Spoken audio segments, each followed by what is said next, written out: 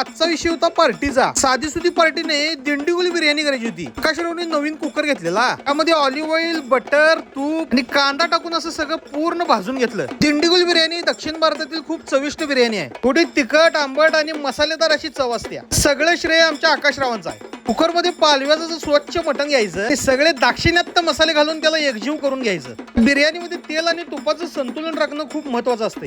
ही बिर्याणी करायला सेरगा सांबू तांदूळ कणी वापरतात. मटण, तांदूळ, मसाले सगळे एकजीव करून मंद आचेवर शिजवून घ्यायचं आणि कमीत कमी 4 ते 5 शिट्ट्या मारून घ्यायच्या आणि मग तयार होती अशी मस्त आणि क्वालिटी मध्ये दिंडीगुल बिर्याणी. आकाशरावने घरातच नियोजन लावलेलं. बिर्याणी बरोबर दालच्या केलता. मी, इंजिनियर साहेब, आकाशराव आणि आमचा प्रणव सगळ्यांनी असं यथेच्छ दणका दिला. कांदा हातानं फोडून खाण्याची मजा असते ती वेगळीच. बिर्याणीमध्ये पण नळी असलीच पाहिजे हो. खरंच क्वालिटी म्हणजे क्वालिटी केली ती बिर्याणी. बिर्याणीतली पण हाडं सोडली नाहीत, सगळी सेपरेट करून असं पाक ताट रिकामी केलं.